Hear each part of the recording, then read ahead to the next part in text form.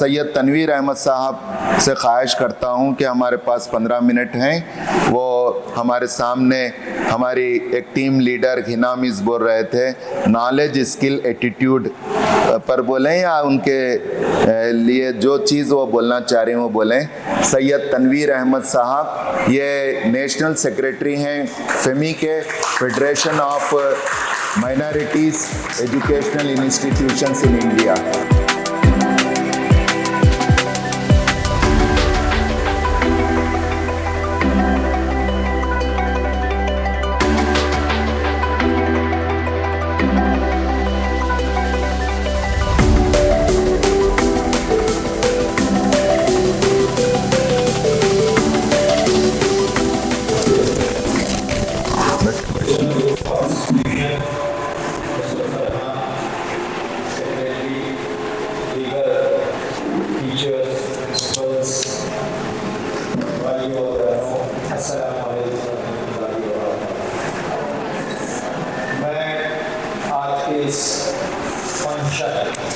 Teachers के लिए रखा गया है, इस पर आप तमाम को टीचर्स डे की मुबारकबाद पेश करता हूं। टीचर्स डे सिर्फ एक दिन सेलिब्रेट करना होता नहीं है, टीचर्स डे हर दिन होता है। सुबह होती है टीचर्स डे है, शाम होता है टीचर्स डे है। मुझसे कहा गया कि 3 चीज़ों के बारे में मैं कुछ कहूँ। ये बहुत इम्पॉर्टेंट चीज़ है, इम्पॉर्टेंट पॉइंट है तीनों। हर आदमी दुनिया में तरक्की करना चाहता है, सक्सेस हासिल करना चाहता है। यकीनन आप तमाम भी सक्सेस हासिल करना चाहेंगे। कोई ऐसा नहीं होता जो चाहता है कि मेरे ज़िंदगी में नाकामी आए और मैं पीछे की तरफ जाऊं। हर फर्द आगे बढ़ना चाहता है, कुछ करना चाहता है, ख्वाब देखता है और उन ख्वाबों को अचीव करना चाहता है।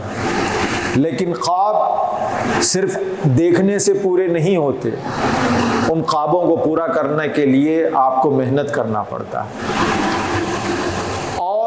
इस दुनिया में जिन्होंने अपने ख्वाबों को पूरा किया है, उन्होंने अपने ज़िंदगी के नुक़ूश, अपने ज़िंदगी को उन्होंने छोड़ा है। उस ज़िंदगी को देखने के बाद आपको पता चलता है कि उनके उस छोड़े हुए नुक़ूश, यानी उनके छोड़े हुए फुट स्टेप्स को फॉलो करने से आप बड़े बन सकते हैं, आप सक्सेसफुल हो सकते हैं, आप कामयाब हो सकते हैं। तो आइए ऐसे ही कुछ फुट स्टेप्स की आज हम बात करेंगे ताकि आप भी कामयाब हो सकें और अपनी ज़िंदगी को बहुत ऊंचा उठा सकें। चाहे वो इस दुनिया का सक्सेसफुल पर्सन जैक मा हो या एलन मस्क हो या फिर और भी लोग, उन तमाम की ज़िंदगी में कुछ बातें कॉमन हैं और उन कॉमन चीज़ों में 3 चीज़ें जिसको मैडम ने सजेस्ट किया बहुत इम्पॉर्टेंट है।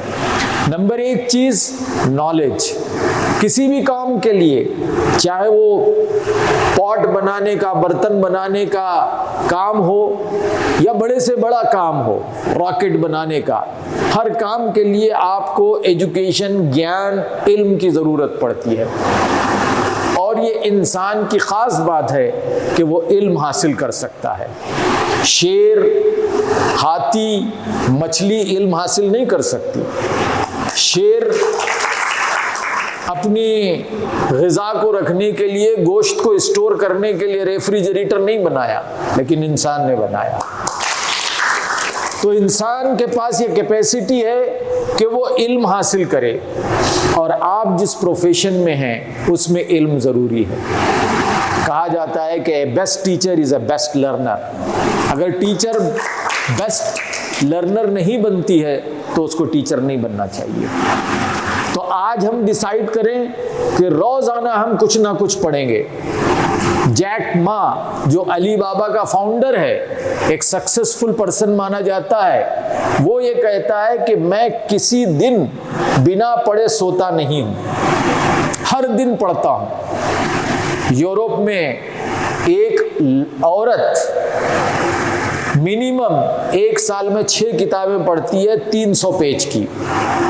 हमारे पास हम कोर्स की किताब पढ़ने को ही पढ़ना समझते हैं। जो कामयाब लोग हैं वो कोर्स के अलावा किताब पढ़ने को पढ़ना कहते हैं। तो हम भी आज कम से कम एक किताब सेलेक्ट करें। अगर किताब नहीं तो YouTube पर जाएं। आज पढ़ने के बहुत सारे तरीके हैं। आज हम YouTube पे शॉर्ट वीडियोस देखते हैं, लेकिन हम अपने सब्जेक्ट का वीडियो नहीं देखते। आज हम वीडियोस एंटरटेनमेंट के देखते हैं, लेकिन मैं जिस सब्जेक्ट का टीचर हूं उसका वीडियो आज तक नहीं देखता हूं, क्योंकि मैंने ये समझ लिया है कि मैं नॉलेज पूरा हासिल कर लिया हूं। जो शख्स ये कहता है कि मेरे पास मुकम्मल नॉलेज है, सोक्रात कहता है कि वो इस दुनिया का सबसे जाहिल इंसान है। और हम में से अक्सर ये समझते हैं कि मेरे पास पूरा नॉलेज आ गया। जिसने कहा कि मेरे पास नॉलेज आ गया वो जाहिल। सोक्रात कहता है कि तालीम याफ्ता इंसान वो है जो ये सोचता है कि मुझे और कितना इल्म हासिल करना। तो पहली चीज हम नॉलेज हासिल करें। आप ये तय कर लीजिए कि रोजाना कम से कम 5 मिनट आप ज्ञान हासिल करेंगे, 5 मिनट आप अपने नॉलेज को इंप्रूव करेंगे। कोई भी नॉलेज, बेटर आपके सब्जेक्ट का नॉलेज। किताब पढ़िए, YouTube पर जाइए, या फिर कोई और सोर्स के जरिए आप इल्म हासिल कीजिए। कम से कम 5 मिनट डेली। एक चीज।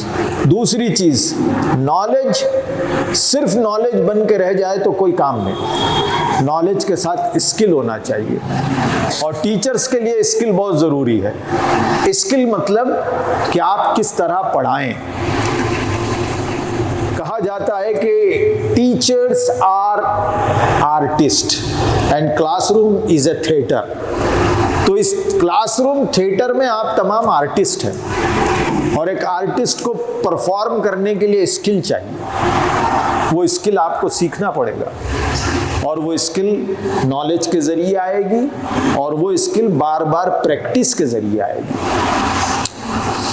आप हर स्टूडेंट को डिफरेंटली जानते हुए अगर अपने पेडागोजिकल अप्रोचेस, पढ़ाने के तरीके डिजाइन करेंगे तो आप सक्सेसफुल टीचर बनेंगे। अफसोस की बात यह है कि हम जो एजुकेशन सिस्टम या हम जो क्लासरूम मैनेजमेंट फॉलो कर रहे हैं वो कम से कम 100 साल पुराना सिस्टम। अभी हम 100 साल पुराने सिस्टम पर अपने स्किल को शार्प कर रहे हैं। हमें नए स्किल सीखना है, नए अंदाज सीखना है, नया तरीका सीखना है, जिसको हम नए पेडागोजिकल स्किल कहते हैं। हमको अपने क्लास में सीटिंग अरेंजमेंट चेंज करना है। हमको बच्चों के अंदर पीयर ग्रुप लर्निंग कराना है। हमको ये सीखना है कि वीक बच्चे को कैसे इंप्रूव करें। हमें ये सीखना है कि एक नॉटी बच्चे को कैसे हम ठीक करें। सिर्फ डांटना क्लासरूम मैनेजमेंट नहीं होता, इसके बहुत सारे तरीके हैं जिसको हम स्किल्स कहेंगे। तो स्किल्स आपको पढ़ने के बाद, उसको प्रैक्टिस करने के बाद स्किल आती है। स्किल का मतलब ये नहीं है कि आप ब्लैक बोर्ड पे चॉक पीस के जरिए कुछ लिखें, डिलीवर कराएं, क्वेश्चन आंसर लिखाएं। नो, ये तो आउटडेटेड काम है। अब एनसीईआरटी गवर्नमेंट ऑफ कर्नाटका ये कहती है कि आपके सिर्फ 20% क्वेश्चन इन टेक्स्ट होंगे, 80% क्वेश्चन कौन से होंगे? बोलिए। आउट ऑफ सिलेबस नहीं, सिलेबस ही के होंगे, बट उसे कहते हैं लॉजिकल क्वेश्चंस। लॉजिकल क्वेश्चंस होंगे। वो लॉजिकल क्वेश्चन आपको बनाने भी आना है, और वो लॉजिकल क्वेश्चंस के जवाबात के लिए आप बच्चों को तैयार करना है। तो आने वाला जमाना पूरा लॉजिकल क्वेश्चंस का ही होगा। यूरोप में सिर्फ लॉजिकल क्वेश्चन ही पूछे जाते हैं। इन टेक्स्ट क्वेश्चन मिनिमम होते हैं। तो ये कैसे आएगा? ये स्किल के जरिए आएगा। स्किल के बाद टाइम नहीं है। आखिरी जो चीज़ इंसानों को कामयाब बनाती है, आपको कामयाब बनाएगी, आपके घर में कामयाब बनाएगी, आपको समाज में कामयाब बनाएगी, बिजनेस में कामयाब बनाएगी, आपको अपने प्रोफेशन में कामयाब बनाएगी, वो है आपका एटीट्यूड। एटीट्यूड यानी आपकी सोशल स्किल। एटीट्यूड यानी आप लोगों के साथ कैसे कम्युनिकेट करते हैं, यानी आप बच्चों के साथ कैसी बात करते हैं, बच्चों को आप अपना कितना बनाते हैं। देखिए, टीचिंग लर्निंग पूरा डिपेंड करती है रिलेशनशिप पर। अगर रिलेशन बराबर है तो फिर एजुकेशन होता है। अगर रिलेशन बराबर नहीं है तो जस्ट आप ट्रांसफर ऑफ इंफॉर्मेशन कर पाएंगे, और transfer of information is not education. अगर आपको एजुकेशन देना है, अगर आप बच्चों को एजुकेटेड बनाना है, तो बच्चों के साथ आप रिलेशनशिप मेंटेन कीजिए, बच्चों के साथ रिलेशन बढ़ाइए। कभी हमने देखा कि बच्चा मायूस आ रहा है तो हमने पूछा कि बेटे आप क्यों मायूस हो रहे हैं? जब बच्चा बड़ा हो जाएगा, आपका स्टूडेंट, जब वो बड़ा अफसर बन जाएगा या बड़ा बिजनेसमैन बन जाएगा, तो वो ये याद नहीं रखेगा कि मेरी टीचर ने न्यूटन्स लॉ पढ़ाया था या नहीं पढ़ाया था, लेकिन वो इस बात को जरूर याद रखेगा कि मेरी टीचर ने जब मेरी माँ मुझे डांटी थी तो पूछा था बेटे तुमको क्या हो गया। ये मीठे बोल बच्चे को याद रहेंगे, और इस मीठे बोल के जरिए ही बच्चा सीखता है। आप ये ना समझें कि बच्चा डांट के जरिए सीखता है। आज क्लासरूम का सबसे बड़ा प्रॉब्लम ये है कि बच्चे शरारत करते हैं। बच्चे अपना लव टुवर्ड्स स्कूल शो नहीं कर रहे। आप गूगल करके देख लीजिए, चैट जीपीटी में जाके देखिए क्यों ऐसा हो रहा है। उसका रीजन सबसे बड़ा ये कि बच्चे फ्रस्ट्रेशन का शिकार है, बच्चे एंगर का शिकार है, बच्चे डिसअपॉइंटमेंट का शिकार है, बच्चों को लव एंड अफेक्शन कम मिल रहा है, इसलिए बच्चा पढ़ नहीं रहा है, इसलिए बच्चा क्लासरूम में सुकून से नहीं है। अगर आप ये चीजें दूर करते हैं तो ये आपका बेटर एटीट्यूड है। आपका सही एटीट्यूड आपको इस दुनिया में भी कामयाब करेगा। आपका सही एटीट्यूड आपके वर्क प्लेस पे कामयाब करेगा। आपका सही एटीट्यूड आपको घर में कामयाब करेगा। आप अपने एटीट्यूड में ये शामिल कर लीजिए कि आप जितना गॉसिपिंग में टाइम लगाते हैं, जितना शिकायतों पर, मैनेजमेंट की शिकायत, कलीग की शिकायत, पेरेंट्स की शिकायत, उसका सिर्फ आधा टाइम आप अपने प्रोफेशनल और पर्सनल ग्रोथ पे लगाइए। देखिए आप कामयाब होंगे। अगर आप गॉसिप पे लगाएंगे तो आप फेल्यूअर्स के रास्ते पे चल रहे हैं। जितने बड़े लोग हैं, अभी मैंने नाम लिया, इनसे आप मिलिए तो ये दूसरों की शिकायत करते नहीं बैठेंगे। एलन मस्क एक दफा बोल दिया कि मुझे ट्रम्प से शिकायत है, खलास। वो हमेशा हर महफिल में ट्रम्प के खिलाफ नहीं बोलता है, वो जाने उसका काम जाने। वो कहता है कि मैं अपने काम में मसरूफ हूँ, मेरे को अपना काम करने के लिए टाइम नहीं है, मैं किसी के बारे में क्यों कहूँ।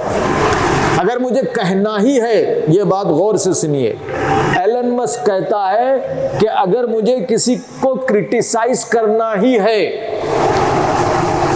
क्या कहा उसने, अगर मुझे किसी को क्रिटिसाइज करना ही है तो मैं सबसे पहले क्रिटिसाइज किसको करता हूं? बोलिए, अपने आप को। उसने कहा कि अपने आप को क्रिटिसाइज करने से डबल फायदा है और दूसरों को क्रिटिसाइज करने से डबल नुकसान है। तो आप फायदे का काम कीजिए, अपने आप को क्रिटिसाइज कीजिए और फिर इम्प्रूव कीजिए। टाइम थोड़ा था, मैं आप तमाम को फिर एक बार बेस्ट विशेस करते हुए अपनी जगह लेता हूँ। Thank you so much.